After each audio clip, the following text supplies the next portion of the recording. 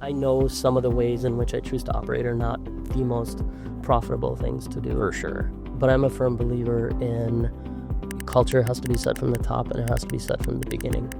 Otherwise, you're going to have a reset and it's just going to lead eventually to failure. And if you look at the story of our main competitor, I think you'll see some of that where they had what people perceive to be like a toxic culture. It ended up creating so much unnecessary drama and spend and other things that I think still follow them to this day, right? Where no matter how much they change, people still see their main competitor as more ethical than they are. That's what I'm trying to avoid, and I'm trying to create a company that treats its own team well, treats the community well, drivers, riders, and just always aims to do the right thing. And it's not always going to be the most profitable thing. Yeah. Hey there, business enthusiasts. Welcome to the Chills Podcast, brought to you by All Weather Roof. Because just like a sturdy roof, our conversations are built to last. I'm your host, Brent Loberg, and we're about to dive into the world of business, family, and the moments that give us those exhilarating chills. Ever wonder what keeps successful people inspired? Well, get ready to find out as we chat with some fantastic all-weather customers, partners, vendors, and friends. We'll explore their triumphs, challenges, and maybe even some unexpected secrets. After all, business is not just about numbers. It's about the people behind them. So grab your metaphorical popcorn and join us on this journey. Get ready to be inspired, maybe even get a few chills of your own. This is the Chills Podcast. Let the goosebumps begin.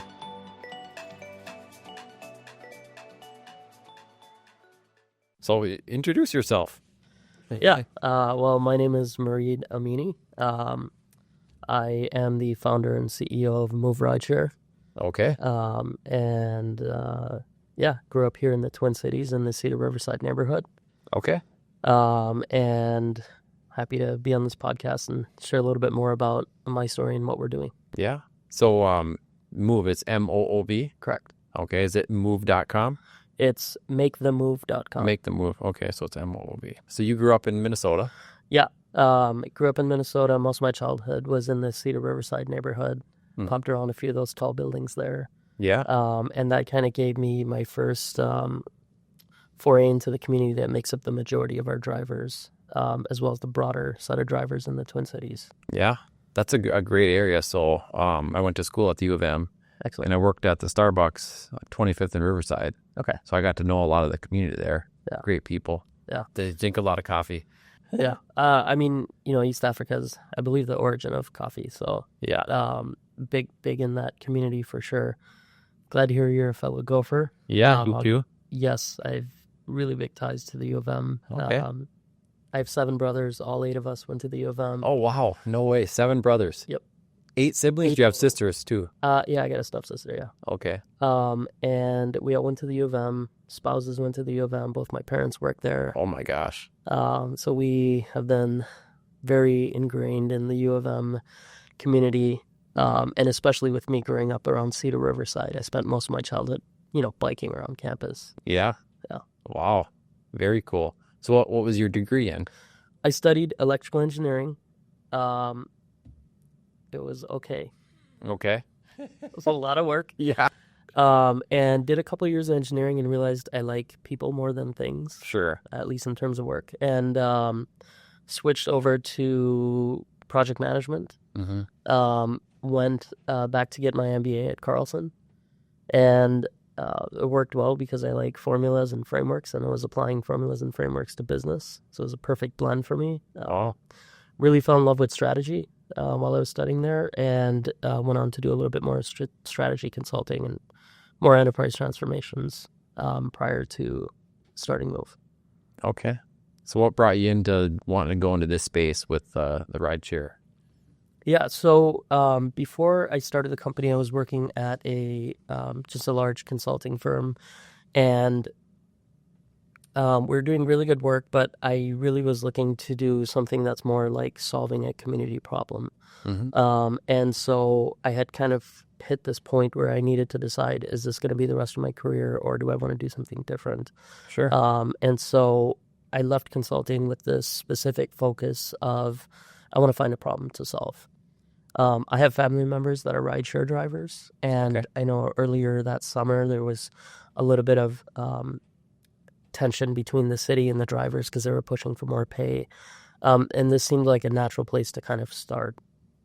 Not terribly complex to build an app, And so I'd begun working on that, and by the time I had functional apps ready in the App Store and kind of some of the operational ducks in a row, coincidentally, that's when the city of Minneapolis passed their rideshare ordinance that set the minimum pay for drivers. And so the timing was right, and I went ahead and formally launched the company and was the first Minnesota-based rideshare company to launch, as well as submit my permit applications. Wow. And what year was that? That was early 2024. Okay. Yeah. So relatively recently. Yeah. By sheer coincidence, great timing, my competitors at the time had basically threatened to leave. So they closed down their local offices. They started notifying drivers were leaving the market. And that brought in some interesting things. Mm-hmm. One of the things it did is gave us great media coverage, right? Being the first and for a period of time the only alternative rideshare option. Mm-hmm. We got a lot of press coverage in the news, on TV, podcasts, radio, etc. Yeah. And so that was great exposure to bring us drivers and potential riders. Sure. And then also it opened up the competitive landscape for a bunch of other startups, or at least folks that were interested in this space. Okay. What was very, I guess, like our first big challenge was a big barrier to entry for pretty much all of the other companies that were looking to enter this space. I had read somewhere that there was up to 12 new companies that wanted to enter this space. Oh, wow. I met with 7 of them. They had reached out and wanted to talk more and potentially kind of work at this together. All 7 of them either had no way of paying for the permits or insurance, or they had no idea that those were requirements. Okay. And so they had gone as far as like maybe a concept of a company and a logo or something they had generated on Canva. Okay. Was quite a significant hurdle to overcome because it costs about $250,000 to get the licensing for both cities and the airport, and as well as the state mandated that insurance. much for a permit? Well, it's about $100,000 at the time for the 3 permits, and then about $150,000 for the insurance policy. Wow, I thought it was expensive to get a $2,000 re-roofing permit. Yeah, so that is why there ended up being like 1 or 2 other companies that entered the market. Okay, so there's you, and who are the other ones in Minnesota? There is a company called Wheels, My Wheels, something like that. Okay. And then there's Hitch, which at the time was only doing long distance rides. Okay. And I think they recently expanded to more like shorter distance TNC rides as well. Got it. Yeah. Huh. Interesting. So how do you guys get your market share away from the big names? We really stand on our values and our mission. So our mission is to give communities a choice. And the reason that was important is because I watched kind of everything at the beginning of last year go down where Uber and Lyft were saying, we're not going to capitulate to these pay ordinances, and effectively we're going to leave. And the community of riders had no choice but to effectively work with whatever prices that they were offering, right? It turns out that a lot of the rides aren't just people looking to go drinking and not drive, which is a great use of rideshare. Yep. We've talked to so many city council members where they'll tell us things like, oh, the majority of rides actually are to and from the local high school. Or it's to a, skilled nursing facility or something like that. So it really is integral to people's like everyday lives. Yeah. So because there was no third option at the time, we were still raising money to pay for the permits. Effectively, the state had to kind of step in and say, we're going to find like a middle ground that will keep them here. Sure. And that was, I guess, kind of a little bit disheartening. Because you grow up in this community and all you hear is all this support for small businesses and all this from like the city and the state level. But there was very little flexibility, of course, it being an election year as well. with anyone's willingness to kind of help us get started, right? Even from the perspective of we had said, we'll pay the full permit, but can we do it in installments, right? Can we pay it at the end of the period instead of at the beginning? And anything like that was just kind of shot down. It's like, we don't want to get into this right now. We have our agenda full and it's an election year, et cetera. So the mission of giving communities a choice is super important to us. The other thing is our values. So we believe that if we stand behind those, we will differentiate from the big companies, and hopefully the community will choose to work with us based on those things. Otherwise, rideshare is a relatively simple concept. You just get from point A to point B, and there's an open marketplace to do so. Yeah. We do have other ways to differentiate. I won't go too much into detail on those because that's still a little more in the IP side. Yeah. But hopefully when we roll these new features out, there'll be things that you can't do on other rideshare companies, and hopefully they'll also be protected, giving us a unique advantage. Okay. Very cool. You talked about students getting rides to and from the high school. Can you talk a little bit about the safety of a kid getting in a random person's vehicle? Yeah, I think it's interesting. You grew up and they're like, don't get in a stranger's vehicle. So that's exactly what everybody is doing now. Yeah. We do what we can to control it from a safety perspective. So we do like extensive 10-year background checks. We do it at the county, the state, the federal level. We check for, any kind of federal watch lists or, any sex crime watch list or anything like that. And then also when drivers are engaged in doing rides with kids in terms of some of the youth programs that we're engaged in, we generally will also meet them and interview them in person, just so essentially in a way to pass the vibe check a little bit. Yeah, for sure. That's another thing, because Uber is not doing that, right? No, they're not. And I think you can glean a lot from just meeting somebody and talking to them face to face. I try my best to meet every single driver at least once. Over a coffee or just to hand them some free swag. Oh, that's great. And it just helps establish that kind of relationship a little bit more. Oh, that's great. I'd love to hear that. Yeah.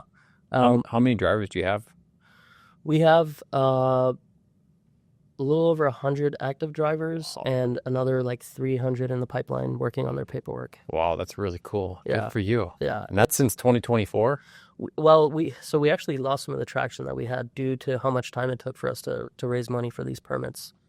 In the first month that we actually launched and we're getting all this press coverage, we had 800 drivers sign up. And so we've been able to capture about half of them and get them back into the pipeline. But, with the couple other options out there, I think drivers are, thinking about how many rideshare apps they want to have on at the same time.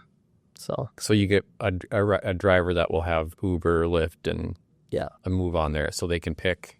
The one of the nice things about rideshare is market share works a little bit differently, because Uber and Lyft don't allow them to just stay on 24/7, right? And so there's almost a potential 200 to 300% market share available, if that makes sense, because you have to count the entire day. Yeah. And so what a lot of drivers will do is they'll hop on to, let's say, Uber and Lyft from 7 a.m. to 7 p.m.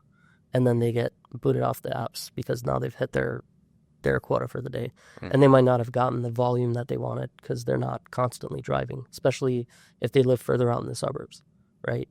And then in the evenings, they're free and they want to be a little bit closer to the airport or downtown. That's where they'll turn on our app. Okay. So we can operate effectively without competition sometimes during the day. Without having to worry about, people choosing our competitors. Yeah. I really like that, the differentiate yourself from the big boys, I guess you could say. Yeah. I like the safety side. That's got to be. I like the branding too. I like the logo and stuff. Yeah, thank you. Yeah, really cool. It's got a fun story behind it. When I was putting together the apps, I was thinking about branding and what I wanted to call this, and I knew for a fact I want 4 letters because it's kind of standard in the industry, and I wanted the word to be kind of misspelled because that's the startup thing to do. Yeah. And I had a few different options that I was market testing, and actually my dad, who still lives in Cedar-Riverside, I was visiting him, and I was trying to get on the elevator, and a woman was brushing past, and a Somali woman, and she's like, "Move." Oh, And that was one of the words I was testing, and it just rolled off so nicely. And I was like, this is a word like everybody can say easily. yeah. And so I literally got the chills. I think that's a great story. Yeah, and the two O's kind of works because it looks like wheels. Yeah. It's kind of a fun logo to play with. And then the colors, I'm a big fan of blue, but if you go into like our official colors, there's a little bit of a backstory. I won't go into it now, but there's a little bit of backstory behind like the red, green, blue mix. Okay. That makes up our colors, yeah. Okay. God, I was thinking maroon and gold. I'm just kidding. I love the blue. Really cool. Turned out really nice. So did you design and build the app too, since with your background? The first version I did have a very heavy hand in building it. I was in a server more often than I'd like to be. Mm-hmm. And I got to a point in the first version we rolled out. Yeah. It was me and another guy that I had partnered with. We built it together, and it was just so much effort that I had to pause and think about, can I do the product and the marketing and the customer experience and the operations? Can I do all of these things really well? And the answer is no. Mm-hmm. And so I looked at what are the functions that I want to effectively delegate, and the product seemed like the right thing to do because there are people who are way more tech savvy than I am, people who are much better at coding and have tons of product experience. And so that I ended up hiring a team to work on that once I had raised money, and ended up focusing more on like the customer and the driver experience. Because I think that's where we're really going to differentiate. I'm not going to be able to compete for a while on the technology front with like a multi-billion-dollar company. Yeah. So if I have a product that does the job, mm-hmm. From a product-wise, I would differentiate through, I told you some of these ideas we had that we're trying to like protect through, like a patent. But otherwise, the differentiation really comes on the customer side. Okay. Yeah. The important distinction I think that I make between, the other two big competitors is I treat drivers and riders both as my customers. Mm-hmm. I don't have like hundreds of thousands of drivers where I don't care if I lose one. Yeah. Right. Actually the largest issue we hear from drivers is a minor incident will happen or a non-incident will happen. They'll get a low rating and these big companies won't even bother to investigate. They'll just block them off the next day. Mm. And for these companies, that driver may just be like an ID number. But for the driver, like they might not have transferable skills, right? A lot of the drivers here in this market are first-generation immigrants, East African immigrants, and what they did in their previous lives doesn't, translate here, or it's more competitive to get a job in that space here. Mm-hmm. And so this is their only source of income. They wake up tomorrow, they have no way to pay their bills. Yeah. And I have yet to hear from a driver like, oh, I got banned because like I crashed. It's like, yeah, I told somebody they can't drink in my car. They one-starred me and I got banned the next day. And so that's why I'm coming over to your platform. Yeah. Or, somebody wanted me to make a bunch of extra stops, mm-hmm. To drop off all their other passengers without putting it in the app. So effectively I was driving them around for an extra half hour for free. Yeah. Right. And I told them no, and they get one-starred for that. So yeah, we make it a very big point to treat drivers as carefully as we treat riders. Mm-hmm.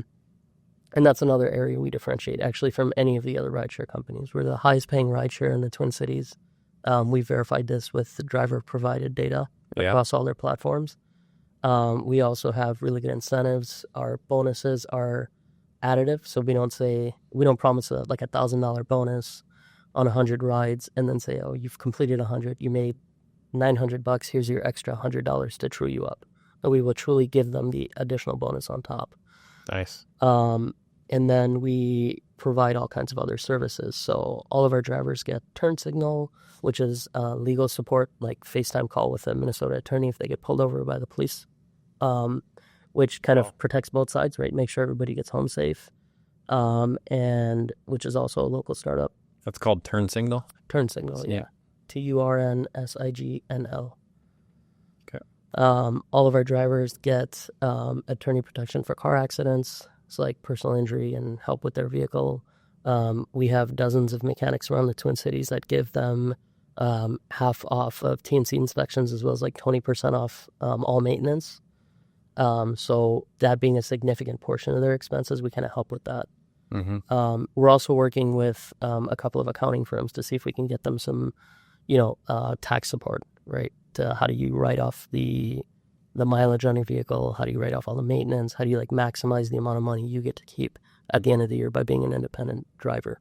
Wow. Really cool. I mean, it sounds a lot like our business where you take care of your people. I mean, people make your business, so you're focused on them. It sounds like a great business model. Yeah. I know some of the ways in which I choose to operate are not the most profitable things to do. For sure. But I'm a firm believer in culture has to be set from the top, and it has to be set from the beginning. Otherwise, you're going to have a reset, and it's just going to lead eventually to failure. And if you look at the story of our main competitor, I think you'll see some of that, where they had what people perceive to be like a toxic culture, and it ended up creating so much unnecessary drama and spend and other things that I think still follow them to this day, right? Where no matter how much they change, people still see their main competitor as more ethical than they are. So that's what I'm trying to avoid, and I'm trying to create a company that treats its own team well, treats the community well, drivers, riders, and just always aims to do the right thing. And it's not always going to be the most profitable thing. Yeah, I agree with that. Do you have a family that works with you? Yeah, I do have some family members that are drivers for multiple platforms, including ours. I have one of my co-founders, my nephew, also works with me extensively as like a small amount of, equity, but it's really a good exposure for him to kind of. He's studying finance, right? He's big into business and consulting and entrepreneurship, and it's good for him to get some of these experiences, 10, 15 years ahead of when I experienced them. So yeah, very cool. And trying to take him under my wing. Yeah. Do you have family, kids of your own, or? I do, yeah. I have 2 kids. I've got a 9-year-old daughter, Selena, and a 4-year-old son, Idris. Oh, wow. Very cool. Yeah. Huh. Awesome. So you already told a funny story or a good story about how you partially came up with your name. Any other good stories of coming up and entrepreneurism?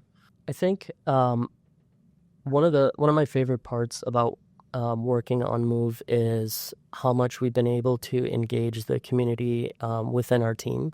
So I'm a big fan of like trying to keep the dollars in the state. And we've been lucky to have all of our interns from local schools. So like the U of M, we have a great intern from McAllister right now. We had some interns from St. Thomas. And it's been fun because I try to surround myself with people who are different than me and think differently. Yeah. And having that young energy is great for the company, and it helps us build the right culture. And also from a marketing perspective, helps us be more relevant with a new set of customers. And so it keeps the energy fresh. For sure. To have a bunch of 20-year-olds around. Yeah. I like it. Yeah. Are you a Mason? Is that a? Yes, that is. I am a Master Mason. Yes. You are? Okay. My dad went through all that. How'd you like that? It was a great process. Great group of guys. I think it's, I know that there's a lot of like pomp and like conspiracy theory around it, but it's really just a bunch of gentlemen who get together and decide that we want to do good for the community. We want to do good for our own lives, and enrich those around us. And so it's a good principle to live by. Yeah. I recognized the logo right away when I saw the ring. I was like, yeah, that's cool. My dad had the similar ring, I guess. Yeah. Very cool. So the name of the podcast is called The Chills. So those feel good moments. Yeah. What in your business gives you that kind of the chills, makes your hair stand up in the back of your neck? It's I think talking to our drivers. Okay. A lot of times when I travel, and we're looking at expanding, so sometimes I'll visit other cities and talk to drivers there. But regardless of where I talk to drivers, they have the most amazing stories. They're working for some of the most amazing selfless reasons. One of our drivers is going through treatment for cancer, right? And so I call and check up on him, and we stay in touch. And it's great to like see, thank God that he's on the road to recovery, and hopefully he'll be like well on his way into remission. But he's excited to like, hey, I got my car, hey, I'm ready to get back on the road, and I'm trying to find things for him to do for us just from his desk in the meantime. Or one of our top drivers is doing this. He can raise a bunch of money to put his kid through like adult care because he's a special needs person. And so people are doing this not just like as a gig on the side. They're doing it for very important reasons. And every time I talk to a driver, it's some new amazing personal story, and that's really the motivating and inspiring part of this job. Like, I am definitely not here to be the next tech billionaire. It's highly unlikely for us to get to that scale. I'll be thankful if it does. But for me, it's about how can I improve the lives of riders and drivers one community at a time, starting with my own. And stories like these really keep me going. Right? For sure. When I have to be up at 2 or 3 in the morning testing our app, or, have to like interrupt a vacation, or sometimes step away from, playing with my kids to do something. I'm a human, right? And sometimes you're just like, I really, I already spent like so many hours this week doing this. But when you think about who it is that you're helping, it gives you the chills. For sure. Yeah. I love that. And I really love the values of your business. And I think, to be honest with you, I didn't even know that. I didn't know I had an option other than Uber and Lyft before I started reading about you. So how do you get your name out there with people like myself? We are currently doing a couple of things, starting to invest more heavily in advertising and marketing on the customer side, and then also in driver incentives to attract more drivers. Both of these take money, so we're in the middle of another fundraising round, another seed round, and we're making some good progress, so it's allowing me to spend. So right now we have our posters in quite a few bars in Minneapolis and St. Paul. We have mobile ads, which is kind of fun. Sometimes you're on social media or YouTube and you'll see a little MOOV ad pop up. And then also we are going to have a significant splash at the State Fair. So, oh, really? Yeah, I think we'll be in every single bathroom. We'll have a few wallscapes there as well. Okay. I picture your logo on those the gondolas that they have in this thing. That would be great. No, I think some of these community events has been a great way to get our name out there. We had a booth at Grand Old Days, and we were in the parade.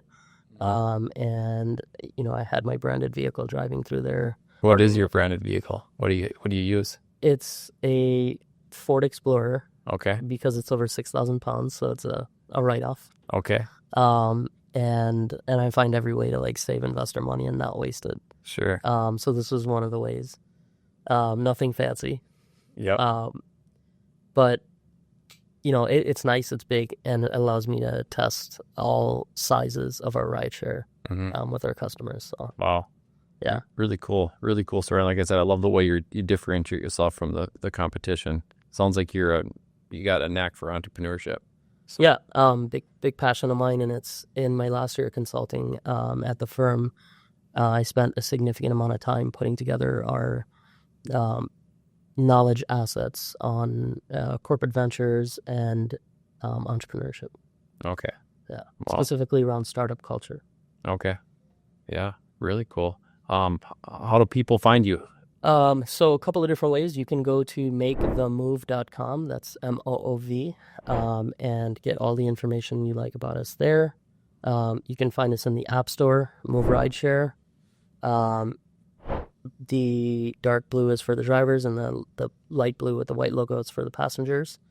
Those are kind of the primary ways to get a hold of us. If you want to book a ride online, you can do that without downloading the app. For folks who are like not super tech savvy, or if they have, like in a skilled nursing facility, if they just have like an admin person book rides, they can do that way. We also have a 1-800 number that folks can call and book rides, and generally our wheelchair assist vehicle rides come through there. How about like for someone like my mom that's not doesn't like using apps, or like let's say she wants to go to a dentist across town? Is that pretty easy to download the app? Or Using the app is very simple. Like you download it, you punch in your phone number, you agree to the terms and services conditions, and you hit start. You put in your start and end address. The first time it'll ask you to enter a credit card. Yeah. And then it is able to access that payment in the future, and that's it. Sounds simple. The feedback I get from a lot of people, riders and drivers, is that our interfaces are very simple compared to like Uber and Lyft. Okay. There's not a ton going on the screen with all kinds of advertisements and widgets and all that stuff. It's like point A to point B. And the future of our technology, we want it to be even more simplified. We're looking into a lot of things that are going to be AI enabled and should be extremely helpful for people who just want to minimize their interaction with technology. My dad, who's on Medicare, gets, rides multiple times a week to the grocery store or to his appointments. And I want somebody like him to be able to just use the app independently without needing to, struggle with touching small icons or punching in small addresses. So yeah, it's kind of a good customer to focus on. Yeah, I like that.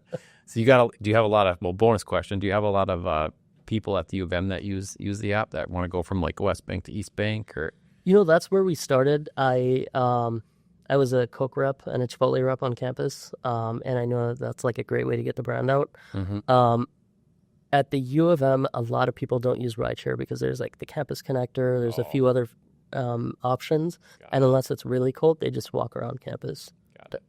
So that's where we started. We had a few dozen rides on like a weekend day, but the other universities where people aren't living on campus is generally where their rideshare is used more often. Okay, very cool. Yeah. Well, anything else you want to share with the audience about you or your business? Or I am big on creating a rideshare company that's focused on the local culture here, hiring local people, keeping the money local, and reflecting local values. And so, I encourage people to support local businesses, whether it's MOOV or any other small business. So give us a try, download us, give me your feedback, right? If there's something you don't like, get on our website. There's a contact form that comes directly to me and my team. Yeah. And we're continuously making our product and our experience better.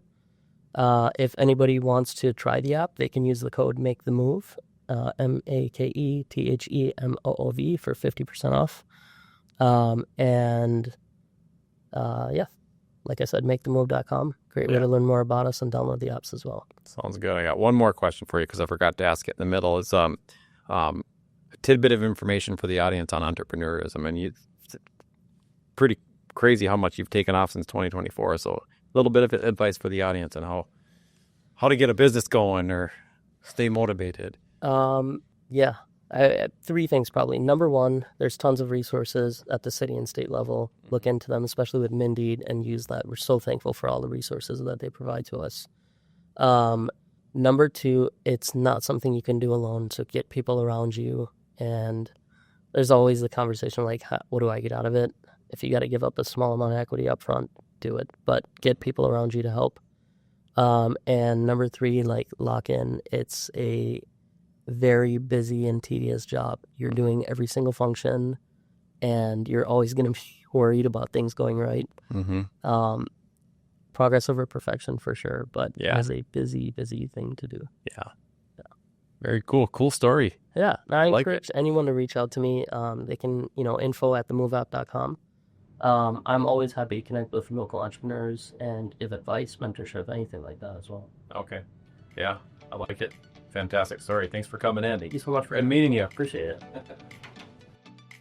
And that's a wrap, folks. A huge thank you to our incredible guests and, of course, All Weather Roof for making this podcast possible. If you enjoyed these conversations as much as we did, don't forget to hit subscribe and share the chills with your fellow business aficionados. Remember, it's not just about business, it's personal, and it's all about the people. Stay inspired, chase those dreams, and let the chills guide you. Till next time, this is Brent, signing off from the Chills Podcast. Catch you on the flip side.